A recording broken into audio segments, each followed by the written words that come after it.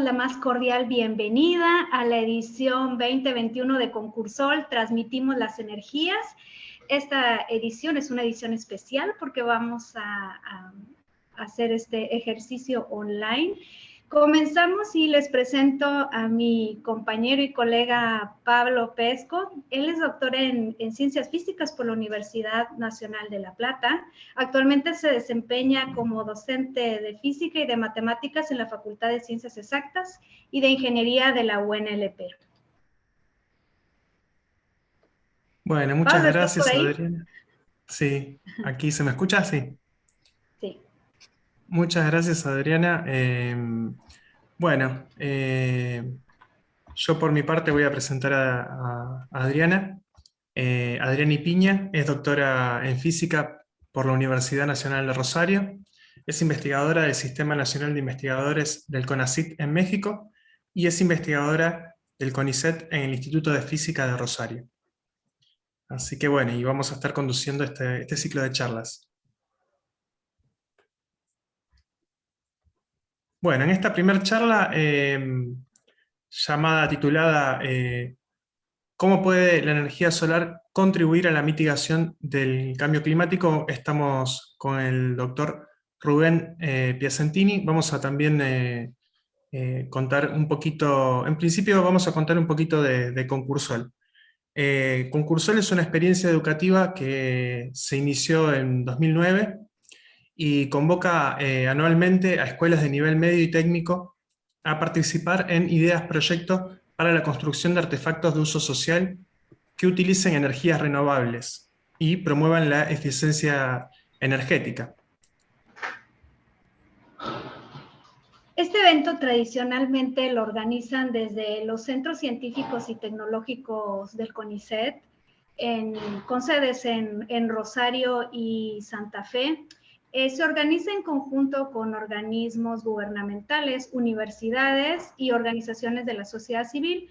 Este año, como lo comentábamos, la edición, debido a la pandemia, Concursol va a transmitir una serie de seminarios, 7 seminarios y conversatorios dirigidos a la capacitación docente. Entonces, nosotros esperamos, a través de sus preguntas y de sus comentarios, fortalecer esta formación e incentivar la participación de ustedes para futuras convocatorias. Bueno, en este año, bueno, lo que estamos realizando tiene que ver con un convenio entre el CONICET, el programa VOCAR, el gobierno de la provincia de Santa Fe y el Ministerio de Educación de la provincia de Santa Fe. Y bueno, este convenio permite potenciar los alcances de esta experiencia y llevarla a la enseñanza a nivel secundario, que es donde, desde el nacimiento del concurso, donde mayormente está, digamos, la convocatoria. Este año el programa también estrecha la relación bilateral de México y Argentina, compartiendo experiencias, conocimientos y objetivos comunes. En este caso, bueno, participan como disertantes miembros de la red PEMBU y de la UNAM de México, ¿no? El PEMBU es un programa universitario en la Ciudad de México dedicado a fomentar la ciencia entre estudiantes de bachillerato. Y bueno, y también forma parte del Sistema Nacional de Investigadores del CONACYT. Eh, y bueno, así que tiene que ver con una convocatoria que también forma parte de la relación entre estos dos países. Bueno, sin más detalles, quisiéramos, antes de empezar, agradecer primeramente a Laura Perpiñá por su apoyo en el empuje para llevar a cabo esta edición, a Guillermo Hintermeister, a Miguel Ángel Lara, a Ubaldo Martínez, a Fernando Haddad, en la Dirección Provincial de Educación Técnica del Ministerio de Educación de la provincia de Santa Fe, a los centros científicos y tecnológicos con sede en Rosario y Santa Fe, al programa VOCAR de CONICET y bueno, comenzamos hoy en esta edición. El doctor Rubén Piacentini es director del Grupo de Física de la Atmósfera, Radiación Solar y Astropartículas del Instituto de Física Rosario, que depende del CONICET y de la Universidad Nacional de Rosario. Es profesor honorario de esta misma Universidad de Rosario Es miembro correspondiente de la Academia Nacional de Ciencias Exactas, Físicas y Naturales de Argentina, coordinador de la Comisión de Ambiente y Salud de la Academia de Ciencias Médicas de la provincia de Santa Fe, y ha sido jurado experto de los últimos 5 informes del Interpanel Gubernamental sobre Cambio Climático de Naciones Unidas. Así que, bueno, tenemos un experto en el tema. Además, él ha sido mi director de tesis de doctorado. Él es una persona que conoce mucho del tema de cambio climático. Bienvenido, doctor. Le damos la palabra. Bien. Muchas gracias. Gracias a ustedes, a los organizadores, y sobre todo gracias a los que están allí frente a la computadora o al celular o al sistema que estén empleando, porque es absolutamente clave, como lo piden Naciones Unidas y distintos organismos nacionales e internacionales, para tratar de mitigar, reducir el cambio climático o calentamiento global. Para nosotros van a ser sinónimos.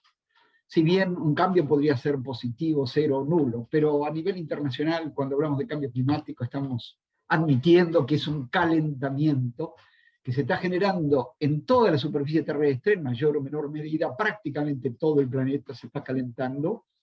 Y esto es un problema que nos atañe ahora, pero que va a perdurar por décadas. Por consiguiente, tienen que formarse las generaciones actuales y futuras para tratar de resolverlo y también para contribuir, como vamos a mencionar en esta charla, a su reducción, a su mitigación, y si no, adaptarse al mismo. Este tema nos lleva a la consideración de un análisis que vamos a realizar y que está relacionado con el origen del cambio climático. El clima está cambiando, la mayoría se da cuenta que eso ocurre. ¿Quiénes son los principales responsables de este calentamiento? Denominados gases. El dióxido de carbono, como cuanto a su impacto, debido a fuentes fósiles de energía, el petróleo, gas y carbón y sus derivados. Y también, por supuesto, muchos otros contribuyentes. Estamos hablando de los principales. El metano, generado por las emisiones de los depósitos de residuos urbanos al aire libre y por el ganado vacuno. Y el óxido nitroso, emitido a la atmósfera durante la fertilización agrícola. Estos gases están generando una modificación en una de las variables claves del clima, como es la temperatura. Si se fijan en la imagen inferior izquierda, el comportamiento desde el año 1, comienzo de la era cristiana, hasta aproximadamente el año 1000, en este sector, es un cambio. Si ustedes se fijan, es un cambio, no es el valor. El valor era del orden de 14 grados en ese momento, la temperatura media mundial. Esto es un cambio. Prácticamente no ha habido cambio hasta el presente milenio, donde ha comenzado a disminuir un poco la temperatura, pero aquí nos tenemos que convencer que ha habido un crecimiento significativo. Está indicado aproximadamente el periodo 1850 en adelante y está ampliado en esta gráfica, aunque en realidad entre 1850 y 1900, aún 1950, 60, las modificaciones fueron menores, pero a partir de la década del 60, 70 del siglo pasado, fíjense la línea roja, que es el promedio del comportamiento anual de la temperatura, cómo ha crecido. No podemos eliminar los principales responsables, pero sí podemos hacer modelos matemáticos. ¿Qué hubiera ocurrido en el planeta si no se hubieran incorporado estos gases de efecto invernadero? Bueno, los matemáticos, físicos, geofísicos que participaron en este proyecto encontraron que el comportamiento hubiera seguido prácticamente el mismo, es decir, que la evolución hubiera sido casi horizontal, o sea, los cambios hubieran sido mínimos en este periodo, y es de esperar que la extrapolación, al menos en el presente siglo, también se hubiera dado de esta manera. Entonces tenemos que convencernos que efectivamente el cambio climático existe y que somos los humanos los principales responsables de este cambio climático. Eso es lo que venía ocurriendo, sobre todo, decíamos, desde mitad del siglo pasado hasta el presente. fue creciendo poco y después creció bastante más la temperatura. Ahora estamos del orden de 1 grado y algo más que el valor de la temperatura, se dice preindustrial, antes del comienzo de la revolución industrial, hacia 1750. ¿Qué va a pasar en el futuro? Nadie lo sabe con absoluta precisión, pero sí podemos hacer modelizaciones matemáticas que nos digan qué ocurriría si seguimos con el comportamiento actual, con muy poco cuidado por la naturaleza, muy poco todavía, a pesar de que hay países y hay regiones que sí lo están haciendo, pero con muy poco reemplazo de estos gases de efecto invernadero. Y en la situación más pesimista sería la curva superior, y si fijan ustedes nos diríamos del orden de 5 grados hacia fin de siglo. Hay modelos intermedios con un cuidado mayor de la naturaleza y de reemplazo de los gases de efecto invernadero, y mayor cuidado, que son los modelos intermedios, y el modelo que nos pide Naciones Unidas que sigamos es el de lograr a fin de siglo la temperatura de 1.5, y no solamente Naciones Unidas como organismo, sino que en el Acuerdo de París 190 países, entre ellos Argentina, firmaron un convenio que iban a hacer el máximo esfuerzo para reducir a 2 grados, y si fuera posible a 1,5 grados la temperatura al final de este siglo. Entonces estamos todos involucrados en tratar de llevar adelante un esfuerzo mundial para que esto se logre, es decir, para que este siglo realmente la temperatura pueda modificarse y no sea tan significativa la evolución como lo prevén los modelos pesimistas. En un modelo optimista, América Latina hacia fin de siglo se calentaría, pero a lo sumo 1 grado, como está indicado acá. Observen ustedes, en particular Rosario, y todo el resto un poco más por las tonalidades de colores. Pero por el contrario, en un escenario pesimista, nos vamos a 3 grados promedio en Rosario y 4 para muchas zonas como Amazonia, como los Andes, que ya se están derritiendo al presente, la mayoría de los glaciares de los Andes, y eso está generando graves problemas. Este cambio, entonces, genera impactos negativos de gran importancia. Les aclaro desde ya que hay algunos impactos positivos. Por ejemplo, hay cultivos que se están desplazando porque la temperatura está creciendo, hay sectores que no se ocupaban, que se están ocupando, pero el balance total es muy negativo, muy negativo. Por eso queremos mencionarlos para que se tomen medidas al respecto. ¿Y cuáles serían algunos de esos impactos? Hay muchísimos, tendríamos para hablar horas y horas sobre los impactos, pero algunos de los más importantes, y sobre todo en nuestra región, alrededor de Rosario, que se está manifestando en estos momentos, es la gran bajante de la reducción del caudal del río Paraná en prácticamente toda su extensión, y esto se debe a una sequía extrema que se está produciendo en gran parte de América del Sur, como se ve en este mapa, los colores oscuros indican zonas de sequía, y solamente los colores celestes o azules, en pequeña proporción, indican zonas de aumento de precipitación y por ende aumento de la humedad del suelo. Vean ustedes en amarillo la zona de la cuenca del Paraná, que es enorme, y por supuesto eso repercute, por ejemplo, en nuestra región, donde está afectando la vida humana, animal, vegetal, el comercio y otras actividades, y además están generando incendios inusualmente intensos y generalizados por justamente la sequía, conlleva enormes problemas. Hemos sido tapa del New York Times en español, donde, entre comillas, destacaron que los expertos afirman que la deforestación en la Amazonia, junto con los patrones de lluvia alterados por el calentamiento del planeta, contribuyen a la sequía. Y en especial, en nuestra ciudad de Rosario, se ha caído una parte del famoso Parque España, como ustedes pueden observar acá, justamente por la bajante del río Paraná.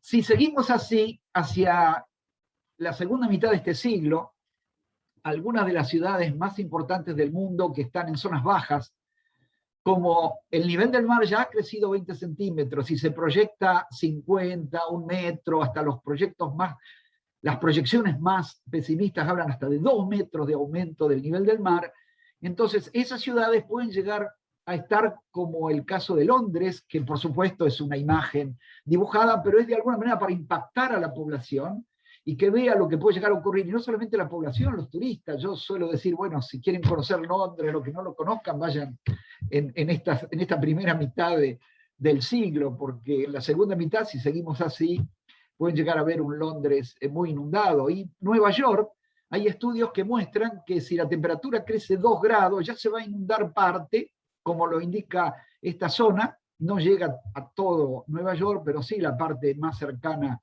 al agua, aunque ya se están programando diques, etc. Pero como New Orleans, los diques pueden ser destruidos y volver a inundar la población. Y si es de 4 grados en un escenario pesimista, observen ustedes, ¿no? El famoso toro del centro de Nueva York, habría que ir a verlo con un submarino o con algún método por debajo del agua, ¿no? Y lo interesante es que Miami, como ciudad, ya está tomando medidas. Las nuevas construcciones de Miami se pueden realizar, los nuevos edificios, pero no se pueden utilizar la planta baja. O sea, están las estructuras, sigue el edificio, pero sin poder usar la planta baja. ¿Por qué? Porque una imagen como esta, de nuevo, en la segunda mitad de este siglo, podría ser muy común. Esto vemos que ocurre en países que tienen poderío económico como para tomar medidas si eso llegara a ocurrir. Pero ¿qué pasa con Bangladesh y con los emigrantes climáticos? Son aquellas personas que se han tenido que desplazar por efecto del cambio climático. Por supuesto, hay emigrantes por muchos otros motivos, motivos económicos, motivos de guerras, etc. Pero los llamados migrantes debidos al clima o emigrantes climáticos porque se van, están, según Naciones Unidas, siendo año a año del orden de más de 20 millones de personas por año.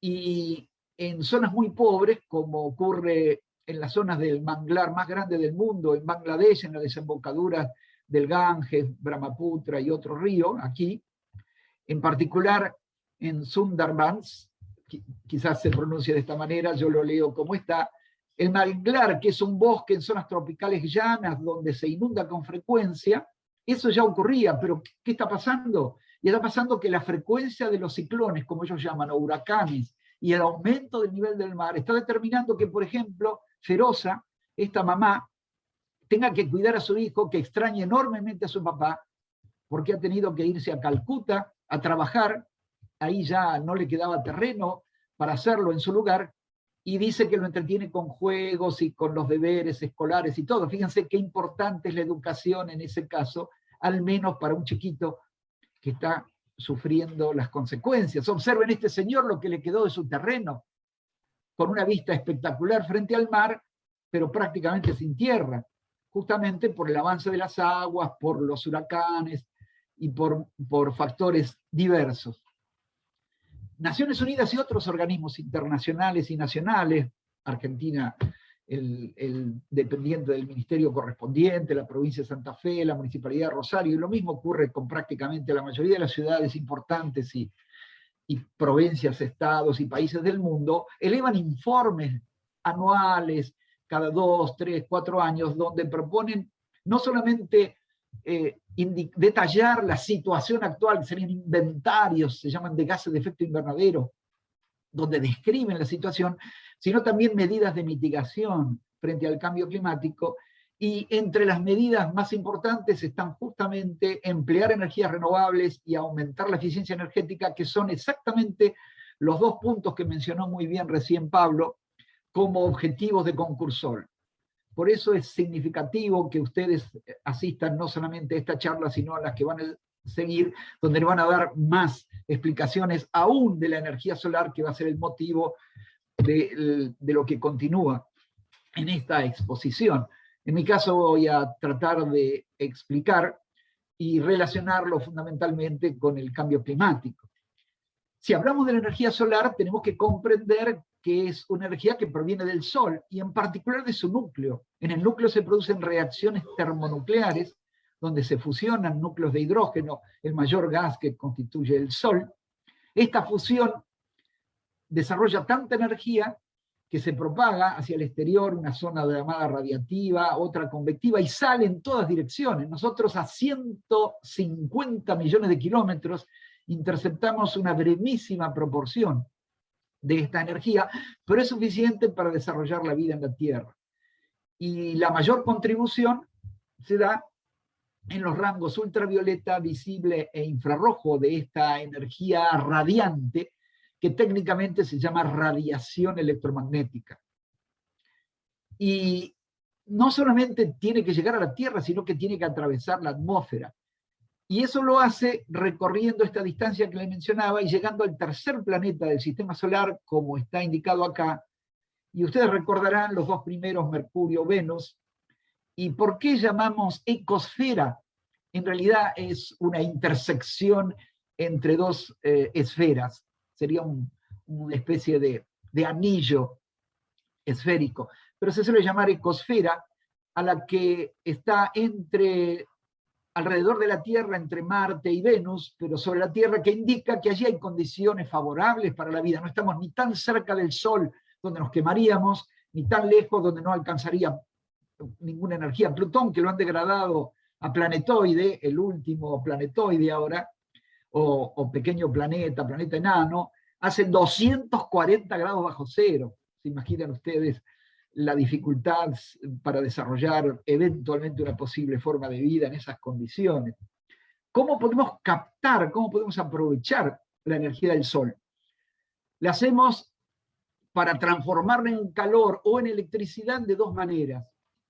La hacemos con concentradores, como están indicados aquí, que es una pantalla parecida a la que capta la radiación que en el rango, en ese caso, de radiofrecuencia, que nos emite una antena y que nos llega la señal de televisión, es un ejemplo, pero en este caso capta la radiación solar y la envía a un foco central y allí se produce temperatura, la podemos utilizar para generar calor o electricidad. Eso es la radiación directa, por eso se aplica esencialmente en lugares donde hay pocas nubes, porque apenas pasa una nube, este sistema deja de funcionar o funciona con menor eficiencia. Por el contrario, si usamos los llamados colectores solares planos, podemos captar no solamente la radiación directa, sino la difusa o dispersa que incide en el ambiente, las nubes, la atmósfera, pero también en el suelo, en otros edificios, es reflejado y viene hacia el captor. Aquí vemos dos ejemplos de un sistema combinado de colector solar con un termotanque, denominado usualmente calefón solar, o de un panel que transforma la energía solar en electricidad, denominado panel fotovoltaico. Justamente ahora vamos a pasar a tratar de analizar cuáles son las formas de aprovechar esta energía solar, y para ello intentaremos ver qué forma toman los sistemas ahora completos, no solamente el panel captor de la energía solar o el colector solar, sino todo el sistema. Bueno, uno de los más conocidos a la derecha es el calefón solar, que contiene un colector, como está indicado acá, más el termotanque junto al colector. Pero hay sistemas mucho más simples que pueden calentar del orden de 100, 150 o 200 litros, como vemos este aquí instalado en una vivienda, y que incorpora la parte de captación con la parte de acumulación. Está integrado al sistema. No son tan eficientes como estos otros, pero mucho más económicos y funcionan razonablemente bien. Además, para un proyecto como el que se propone en Concursol puede ser una idea interesante. Lo que desde ya les voy aclarando, les pedimos que si ven imágenes como estas, aquí o en la web, etcétera, traten de agregarle modificaciones, que hay muchísimas por hacer, desde las dimensiones, pasando por el tipo de superficie que van a emplear, los materiales, pasando por agregarle medidores de temperatura, de flujo de agua, etcétera, etcétera, etcétera. Todo eso enriquece al proyecto. Y por supuesto, midiendo, ¿no? Viendo realmente, según el tipo de día. Entonces, vuelvo a explicarles este sistema, que es, además, como habíamos visto antes, que un sistema solar puede dedicarse a calentar agua o a producir electricidad, también se puede dedicar a secar productos biológicos, como podrían ser frutas, como las indicadas en esta imagen de la derecha. Y estos son dos típicos y muy simples secadores solares. Como ven ustedes acá, un sistema que colecta la energía del sol y la transforma en calor y pasa a través de este recinto donde están ubicados los frutos a secar. Y acá hay otra forma de de construir simplemente este sistema de calefón solar. Pasando ya a sistemas más avanzados, en Meudon, Francia, me llevé una grata sorpresa porque yo hice mi tesis doctoral justamente aquí en el Observatorio de París en Francia, donde está ubicado en Meudon, que es en las afueras de París, pegado a la ciudad, y en ese momento no existía, pero este es el primer edificio de oficinas del mundo de energía positiva, y yo hago el desafío a mis alumnos de la Facultad de Ingeniería, aún de Arquitectura y de los cursos, que en Argentina, y no conozco si en otro país de América Latina también existe, pero por lo menos no he escuchado el tema de que en Argentina exista un edificio de energía positiva. Un edificio de energía positiva es aquel que en promedio anual tiene un balance neto positivo, es decir, que genera más energía de la que consume. Se imaginan ustedes, los edificios son devoradores de energía. Se imaginan lo bien que está diseñado y la cantidad de paneles fotovoltaicos para producir electricidad, como vemos aquí en el frente del edificio, o en este sector que probablemente es un estacionamiento, y con esto más uso de energía de biocombustible derivado de aceite de colza, que lo producen los agricultores cerca de París y que lo transforman en biocombustible, y con eso emplean ese aceite para generar el biodiesel y de allí hacer funcionar, por ejemplo, generadores de electricidad o sistemas para climatizar. Este es un tema muy interesante que, si no se puede llegar al menos a un edificio de energía positiva, por lo menos un edificio de la más alta eficiencia posible.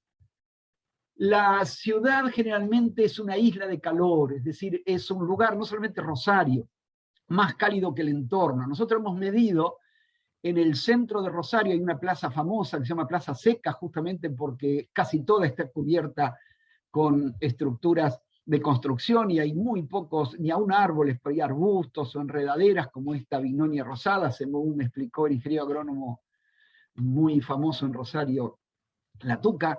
Esta Bignonia rosada, nosotros debajo de ella, con un termómetro infrarrojo, como los que se usan ahora para ver la temperatura de la piel por cuestiones de COVID, con un termómetro de ese tipo, medimos 40 grados en pleno verano al mediodía en Rosario, pero sobre la superficie pavimentada esta, 70 grados. Un huevo frito se puede hacer en esta superficie. Y eso porque no es verde. Fíjense aquí, por ejemplo, en la zona urbana tenemos parte agrícola en Rosario, y este es un tema importantísimo porque nosotros estamos colaborando también desarrollando secadores solares, calefones solares, hasta invernaderos solares avanzados, etcétera, etcétera.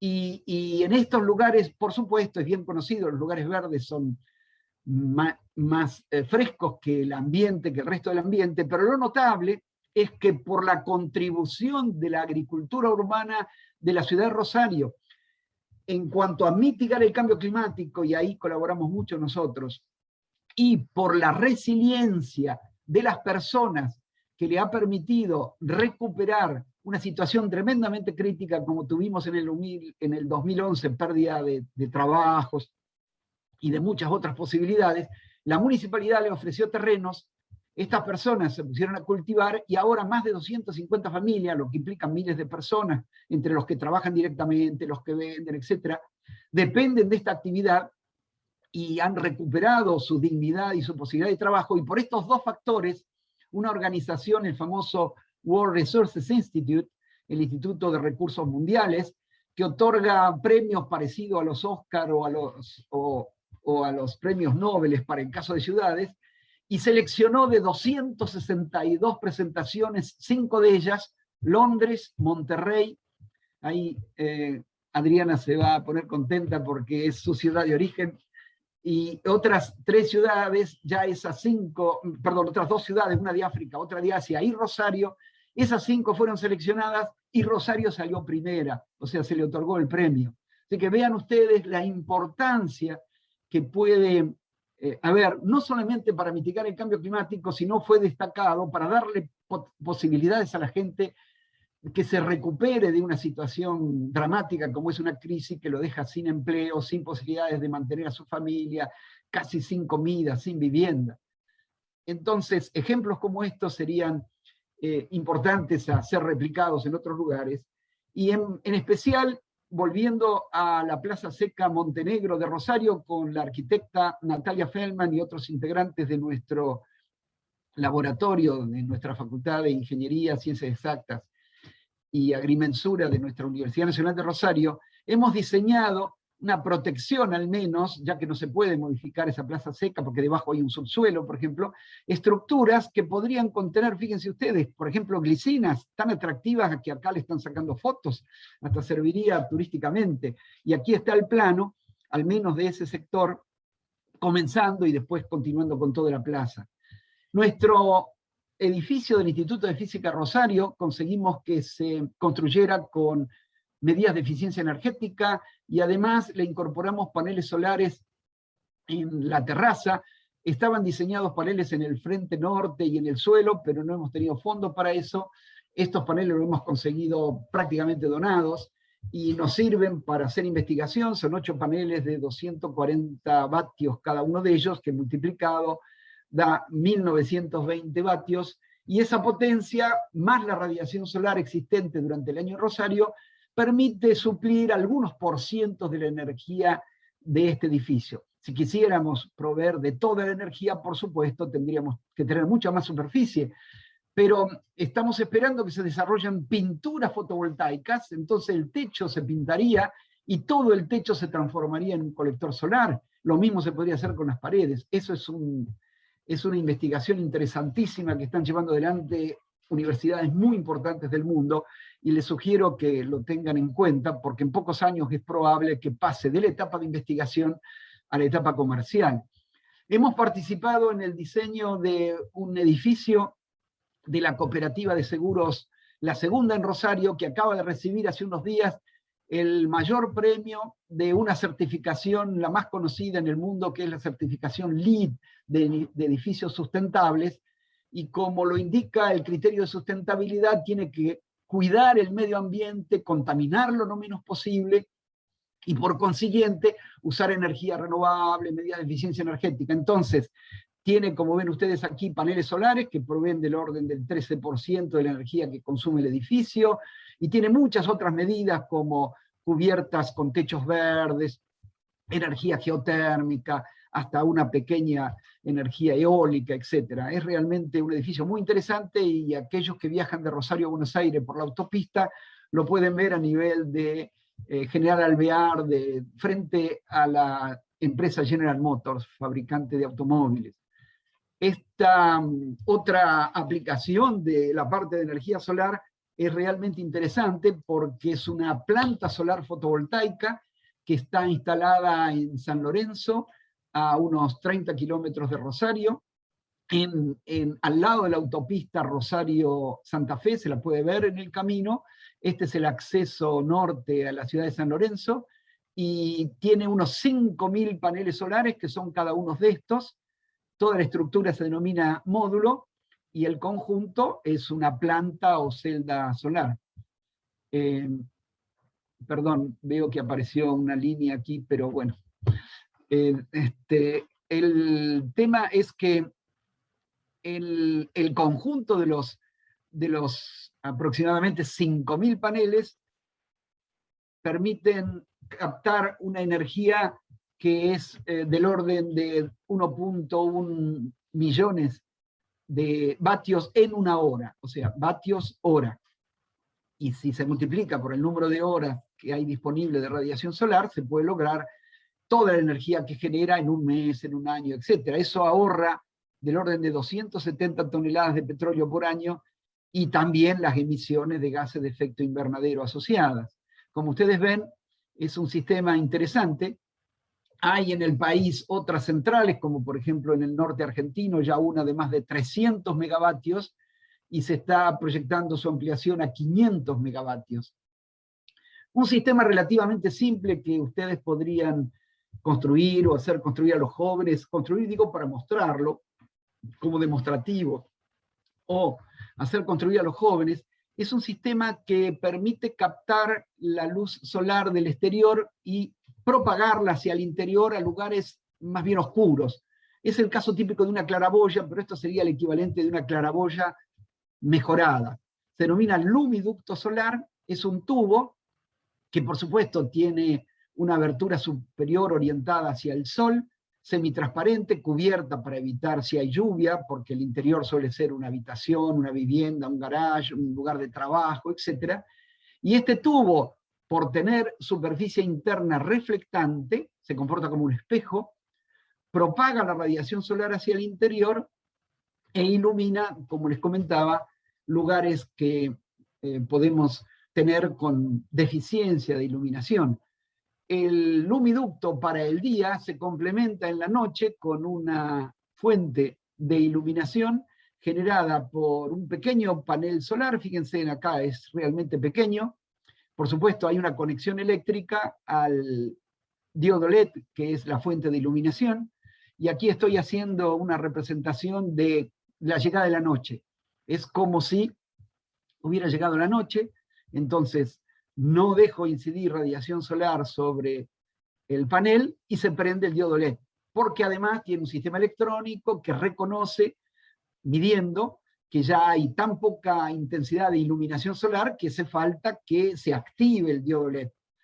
Eso, por supuesto, más una batería, implica un conjunto que debe estar, yo diría, todo el sistema, si lo fabricáramos en serie, en conjunto, del orden de $1 o menos. Y además, fíjense ustedes, acá al lado, en otro panel fotovoltaico, pero podría ser el mismo, es simplemente para mostrar, está cargando un celular. Además se puede usar para otros fines. Y esto puede parecer poco en nuestra ciudad, en lugares donde tenemos electricidad disponible.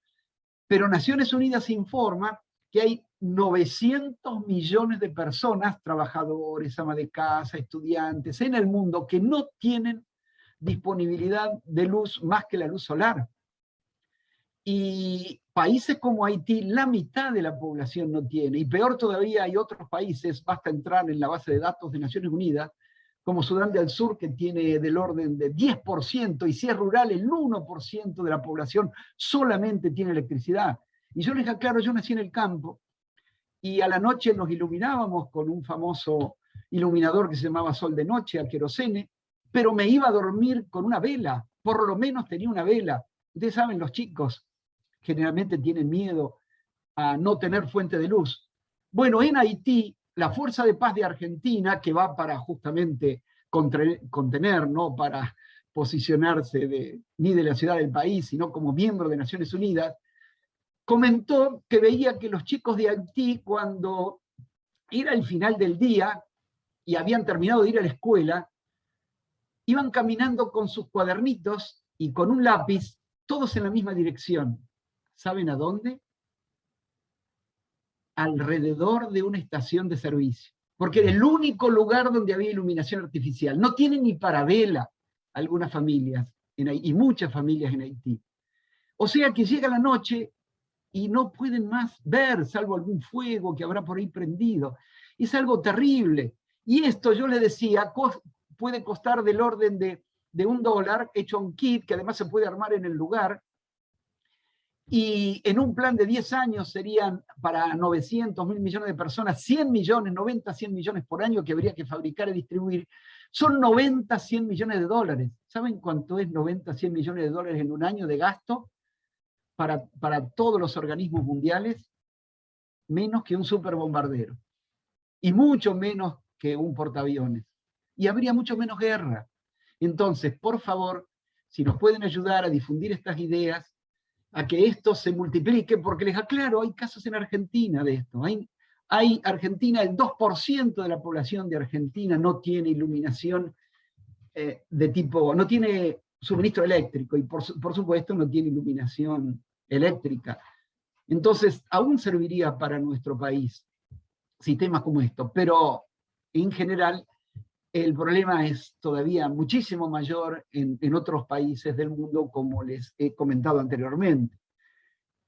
Para completar esta presentación, quiero introducirles un tema que sería fundamental que los docentes primero y los alumnos luego pudieran calcular su propia huella ecológica. Yo estoy proponiendo a nivel mundial, a través de Naciones Unidas, que todos los habitantes del planeta deberíamos conocer nuestra huella ecológica. ¿Y qué es la huella Doctor, quedan ecológica? 5 minutos. Gracias, justamente estoy terminando, estaba mirando el reloj, te agradezco mucho, Adriana. Es justamente la huella ecológica, es la cantidad de hectáreas globales, porque no solamente de suelo, que es típico, una hectárea de suelo, sino puede ser de agua. Es una hectárea virtual, por eso se la suele indicar como hectárea HA y se le agrega una G por global.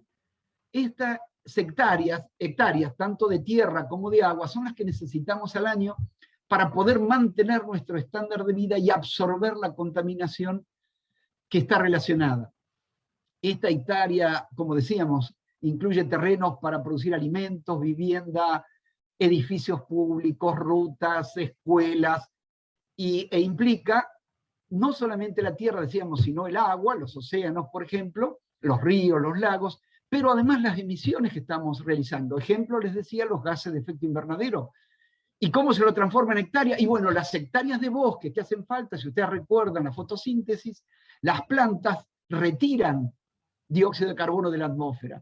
Entonces, más plantas tenemos, más posibilidades hay de compensar lo que los humanos estamos emitiendo. Por eso es que hacen falta también hectáreas de bosque y que no deforestemos para compensar nuestras emisiones. Bueno, el cálculo dice que la huella ecológica global es tal que la humanidad actual necesitaríamos ya más de un planeta si todos los habitantes tuviéramos una forma de vida promedia, lo cual sería ideal, ¿no? Que no hubiera ni muchos ricos ni muchos pobres. Y dentro de esta está la huella de carbono, que se mide en toneladas de dióxido de carbono equivalentes iguales, porque incorpora dióxido de carbono y otros gases que habíamos, recuerdan ustedes, mencionado, metano y óxido nitroso. Y estos son los gases que van a la atmósfera y que están relacionados con nuestro consumo. Por ejemplo, si tomamos un medio de movilidad nuestro o servicio público que funciona con combustible fósil, petróleo o gas, estamos contaminando, contribuimos, aunque sea en pequeña proporción, pero contribuimos a la contaminación. Y por supuesto también eso tiene que ver con las absorciones, decíamos, de esa contaminación por sistemas como podrían ser bosques, pero también se están diseñando sistemas artificiales de una empresa, por ejemplo, que en la chimenea, en lugar de que vaya a la atmósfera y contamine, vaya abajo en el suelo y se acumule ese gas. Bueno, aquí he hecho un ejemplo, esto va a estar disponible a ustedes, están las direcciones de las instituciones, hay varias de ellas, la Footprint Calculator, la calculadora justamente de huella de carbono, o bien la Fundación Vida Silvestre, o en España se llama Vida Sostenible, también tiene una calculadora, y fíjense un ejemplo, que un habitante de promedio, de clase media alta de Argentina, alta digo porque tiene su propio auto, una vivienda individual, puede viajar en avión al menos una vez al año, tampoco es un rico, digamos, pero sería un argentino de clase media alta, si todos los habitantes del planeta tuvieran el mismo nivel de vida, lo cual sería excelente, habría menos guerra, menos diferencias, sería ideal, se necesitarían 4.2 tierras, como está indicado acá abajo. ¿Por qué? Y porque hay tierra edificada en esta proporción, de esta torta, productos del bosque, tierras de cultivo, tierra de pastoreo, zonas de pesca, y fíjense la huella de carbono, en este caso es más de la mitad de la huella ecológica, y está detallada aquí abajo. Y se van a sorprender si aparte de esto hacen el cálculo de su huella hídrica, que es la huella del agua, basta poner huella del agua, huella hídrica. Mis alumnos no pueden creer de que si consumimos, por ejemplo, mucha carne y tenemos un estándar de vida importante, gastamos por año del orden del 1.000.000 de litros de agua potable o más. Así que todo esto es fundamental para tomar conciencia y para actuar.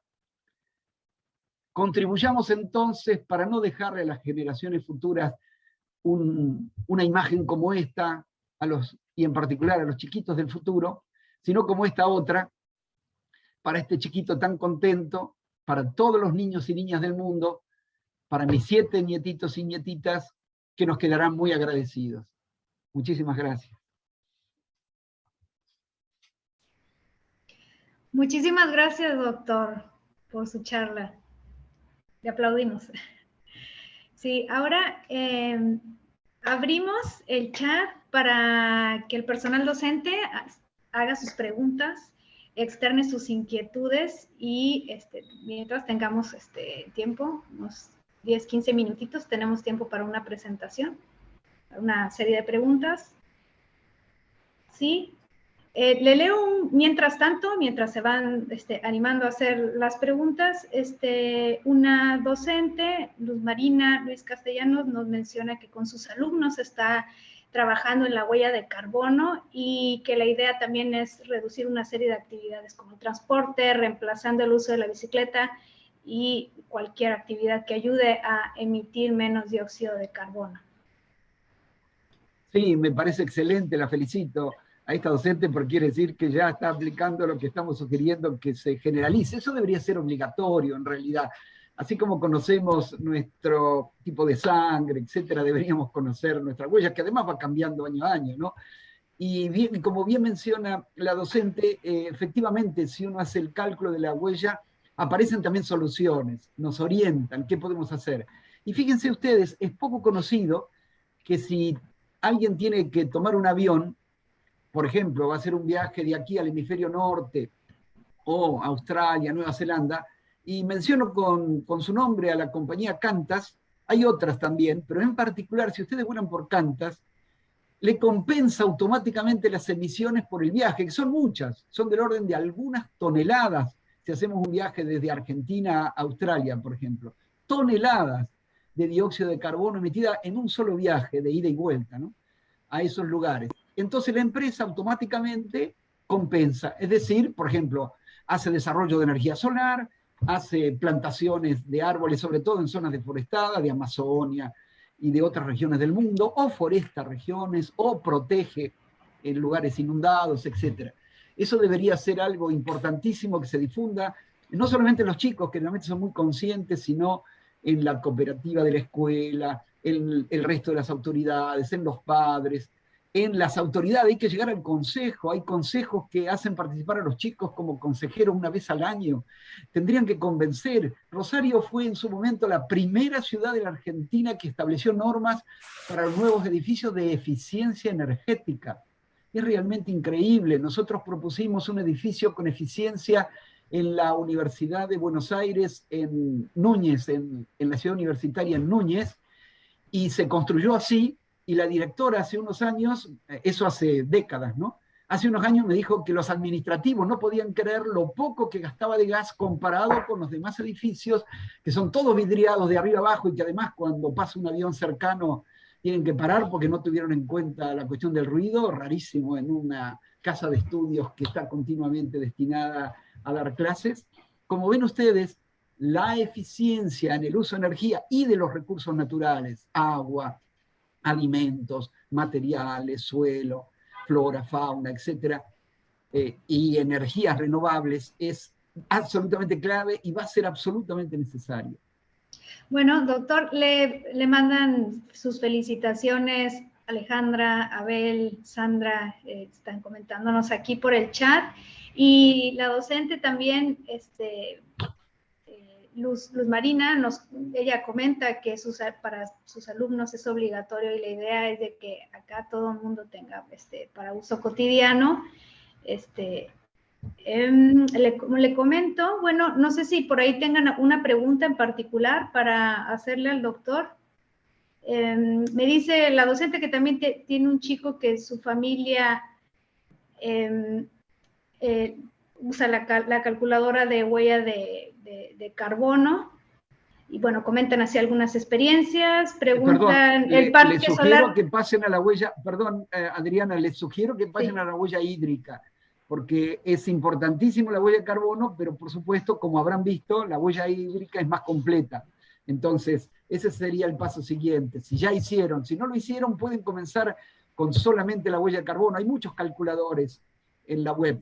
Nosotros mismos hemos desarrollado uno para escuelas y si es posible lo pondremos a disposición, pero existen muchos calculadores de huella de carbono y no muchos de huella hídrica o de huella ecológica. Muy bien, también le mandamos saludos a Marcela Colucci, que también aquí le manda sus felicitaciones, y hace una pregunta Leonardo Martín, quiere saber sobre el balance energético total de los sistemas de energía renovables. Tiene dudas, por ejemplo, en la minería de litio para las baterías. Escuchó decir que en otra charla que la solución más sustentable va más por el lado de la eficiencia de las energías renovables, hablando justamente del problema del consumo energético y la contaminación propia de la fabricación y posterior de desecho de los sistemas. Sí, en cuanto al porcentaje, está creciendo rápidamente la contribución de las renovables en la matriz energética mundial. Todavía sigue siendo predominante los combustibles fósiles, bastante más de la mitad. Según los organismos, algunos 3/4, es decir, 75%, 80%, y Argentina lo mismo. Más de la mitad todavía sigue siendo, como fuente energética, siguen siendo los combustibles fósiles. Pero comenzaron hace algunas décadas menos del 1%, ya hay algunos países que es más de la mitad de la fuente energética nacional proviene de fuentes de energías renovables, y las más importantes son solar y eólica. Aunque sobre todo países de costas, por ejemplo Gran Bretaña está desarrollando mucho la energía de las olas, en Argentina se podría desarrollar también, por supuesto tenemos miles de kilómetros de costa, hay desarrollo de energía de mareas, hay desarrollos de energía geotérmica. Yo les comentaba el edificio de la cooperativa La Segunda, que incorporó energía geotérmica, y otra vivienda en las islas del Paraná, donde no había ningún aporte energético. Hemos diseñado una vivienda con energía geotérmica y diseñada para bajar de verano, que acá en Rosario y en esa zona, no es Rosario, pero el clima es parecido, puede hacer 35, 37 grados en el máximo en verano, y nosotros pensábamos que iba a reducir algunos grados, y ellos nos mandaron a decir que estaban muy conformes porque había bajado muy bien y se sentían muy a gusto, y en invierno lo mismo, ¿no? La energía geotérmica, lo interesante es que eleva la temperatura en invierno y reduce la temperatura en el verano. Y la tenemos debajo de nuestro suelo en general, ¿no? Rubén, te hago una consulta. Marcelo Ceballos preguntó algo específico respecto a los paneles solares, de cómo resuelven el tema de la protección antigranizo.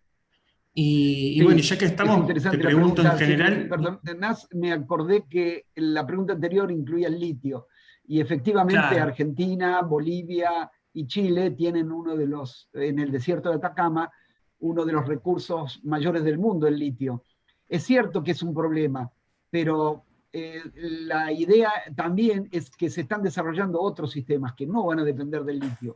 Así que sí, se puede hacer algo racional, que las poblaciones autóctonas también formen parte, que se produzca en el lugar, como he visto que hay algunos proyectos. Las baterías se van a necesitar, o sea, digamos, salvo la bicicleta, y aún bicicletas eléctricas hay, así que necesitan baterías también, pero, o caminar.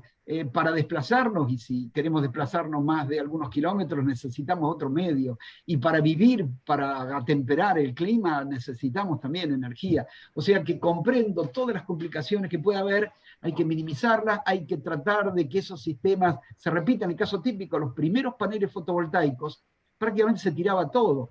Hoy en día, los paneles más avanzados se diseñan al 90%. Es como los celulares.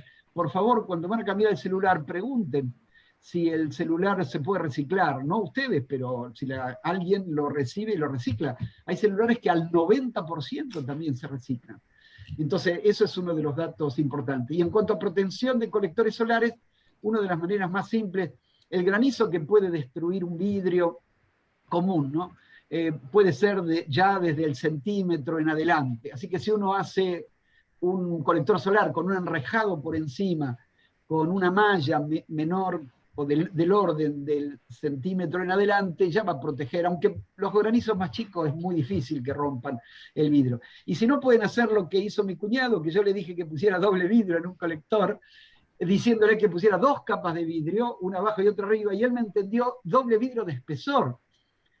y me solucionó un tremendo problema, porque al poner doble vidrio, hasta los chicos que eran chiquitos caminaban encima del sistema cuando lo estábamos probando sobre una mesa.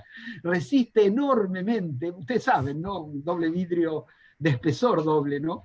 Es muy resistente a los impactos. Así que esa, claro, es más caro, pero al final entre dos vidrios y una cámara y un vidrio más grueso podría ser. O si no, están las estructuras de policarbonato, que son bastante resistentes también, y si se deforman el costo es bastante menor que el del vidrio. Rubén, te puedo... acá también, bueno, hay varias intervenciones. Por ejemplo, ¿qué opina de la ley de humedales? Dice Gustavo Gentile, o también Luz Marina pregunta acerca de por qué se sigue pensando en vaca muerta o en el tema de los sistemas de petróleo, digamos, si no se vuelca totalmente, ¿no?, a la energía eólica y solar. Sí, de acuerdo. Respecto de la primera, no tengo conocimiento detallado de la ley de humedales, pero por supuesto, igual que los bosques, habría que protegerlos. Ahora, también es cierto que se puede hacer una explotación racional. Hay bosques que no se corta el árbol entero, se cortan ramas y al revés, hay veces que hay que hacer eso, porque si no, los incendios, por ejemplo, lo que ha pasado en este periodo en las islas, al contrario, en algunas oportunidades y en algunas regiones hay que retirar ramas, parte de las hojas, también hay que dejarlas porque eso fertiliza el suelo, ¿no? Pero si se hace un estudio cuidadoso, detallado, etcétera, yo creo que pueden llegar a coincidir tanto la explotación por gente, sobre todo los isleños, los que viven en el lugar, los que están ahí, ¿no?, con la posibilidad de que se cuide el manglar. Hay que cuidarlo, por supuesto, lo mismo que los bosques, ¿no? Eso es absolutamente clave. Eso es en el primer caso. Y el segundo caso, yo me estaría, pero felicísimo, si se pudiera dejar de usar las energías contaminantes como petróleo, gas y carbón, y aún el no renovable nuclear, si bien se dice que no genera emisiones de dióxido de carbono, lo cual no es totalmente cierto, porque hay que ir al lugar, volver, mantener, etcétera, pero contamina muchísimo las sustancias radioactivas. Entonces, si pudiéramos dejar todo eso sería ideal, pero el problema es que hay que cambiar todos los edificios, todos los sistemas móviles, todas las heladeras, pasando a nuevos sistemas, y eso, o bien dejar esos sistemas, pero que sean alimentados por sistemas eólicos, solares, que, por ejemplo, una de las dificultades más grandes que hay no es tanto por la central en sí, sino por las líneas de transmisión. ¿Se dan cuenta ustedes? La Puna sería un lugar ideal, o la alta montaña de Argentina, ideal para instalar centrales solares, pero hay que llegar allí con líneas de transmisión. Bueno, justamente se está pidiendo que eso ocurra. Yo creo que va a haber una transición, eso lo ha hecho Alemania. Nosotros mismos estamos proponiendo una maestría en nuestra universidad con el apoyo de la organización. Doctor, perdón que lo tenga que interrumpir, estamos llegando a tiempo. Bien. Simplemente termino con la idea.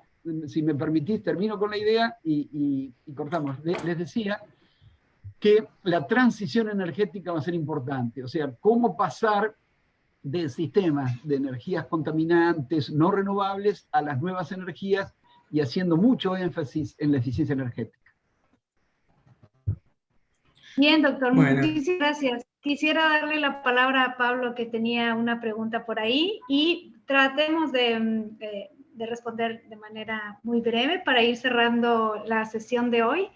Así que bueno, te doy la palabra, Pablo. Bueno, felicitaciones por la charla. Creo que toda la gente que está mostró interés, porque es algo que preocupa a todas las personas, y nos parece... Te quería preguntar acerca de... Me parece que, bueno, por un lado, quizás estaría bueno si después podemos intercambiar algo de material para poder acercárselo a la gente que participó de esta charla. Por ejemplo, Marcelo, que preguntaba acerca de los paneles, bueno, por ahí algún material más específico, más técnico. Y respecto a lo que es la ecología, te quería preguntar qué sucede con el tema del consumo. Porque por un lado estamos pensando, ¿no? Pero no como una crítica, sino como si hay si hay alguna pregunta acerca del tema del consumo, porque estamos pensando de alguna manera de qué manera utilizar nuevas energías, pero también me imagino que una pregunta podría ser, bueno, ¿de qué manera vivimos en términos de cuál es nuestro consumo, ¿no? Sí, completamente de acuerdo contigo. En lo que mencionaste al principio, no sé si se pudo ver, pero en cada diapositiva prácticamente hay una dirección web donde pueden ampliar el tema si les interesa el que he desarrollado allí. Y, por supuesto, también pueden hacer consultas. Respecto del ahorro y del consumo en general, eso es un tema fantástico, el de la sustentabilidad, ¿no? Sustentabilidad es preservar en lo posible todos los recursos naturales, todos, absolutamente todos, es decir, todo lo que nos rodea, ¿no? Aire, agua, suelo, flora y fauna. Preservar todo eso, no solamente se dice para las generaciones futuras, pero también para las actuales, ¿no? Por lo que veíamos antes. Entonces hay que hacer un esfuerzo enorme. La ISO, que es la Organización Internacional de Estandarización, como es IRAM en Argentina, dice que simplemente si se aplican sus normas de eficiencia energética, que si les interesa es la ISO 50000, la serie 50000, tiene varias, pero se llama serie 50000, se ahorraría el 60% de la energía que se está consumiendo en el planeta. Fíjense cuánto se pierde, ¿no? Un auto convencional, de cada 10 litros que carga, entre 2 y 4 litros lo aprovecha, el resto se pierde. Es como si pagáramos 100 pesos y entre 60 y 80 lo tiráramos. No, no se usa, se pierde. Bueno, los autos eléctricos tienen 90% de eficiencia energética. Y los autos a aire comprimido, que están saliendo, en Europa ya circulan, combinados, híbridos, por ejemplo, con combustible convencional, también tienen una eficiencia altísima. Así que rápidamente hay que pasar, pero te doy este ejemplo. Argentina importó uno de esos autos, permitió que se importara, yo contentísimo, le pido al vendedor que abra el capot del motor y tenía motor convencional. No vino con el motor de aire comprimido, 3 veces menos gasta. La cuota del auto en 8 años, que son planes que suelen dar, se paga con el ahorro de combustible. O sea que prácticamente sale gratis el auto si el auto hubiera venido con el sistema híbrido nafta, aire comprimido. Vino convencional. Bueno, muchísimas gracias. Ahí preguntaban, bueno, están saludando porque ya mucha gente se tiene que retirar y dando las gracias por la charla que fue interesantísima. Y bueno, preguntaban acerca del material. Vamos a ver si lo podemos enviar por email a la lista por la que recibieron el link de la charla y también colgarla en alguna página. Así que quédense va a estar disponible y esta charla también va a estar disponible en YouTube. Pero bueno, eso lo tenemos que resolver en estos días. Sí, no se olviden de visitar la página de Concursol. Ahí hay material de otras ediciones donde se han mostrado artefactos y toda esta serie de proyectos que algunas personas ya han participado de otras ediciones. Tal como lo comenta Pablo, tenemos pensado enviarles el material vía email y también lo vamos a tratar de compartir por una de las plataformas. Este video está siendo grabado y lo tendremos disponible en el canal de YouTube del Ministerio. Tendremos algunos ajustes que resolver, pero en principio lo tendríamos. Y lo último, si me permiten, ¿saben ustedes que un chico que nació este siglo va a vivir el siglo próximo, en promedio? La expectativa de vida en Alemania, un compañero mío que nos reunimos hace poco para festejar, si yo le digo cuántos años de recibido, 50 años de recibido, me dijo que le hizo seguro de vida a su nietita y se fijó si estaban bien los datos y le puso expectativa de vida. ¿Saben cuánto les puso? Una nenita que nació hace poco tiempo en Alemania, 110 años.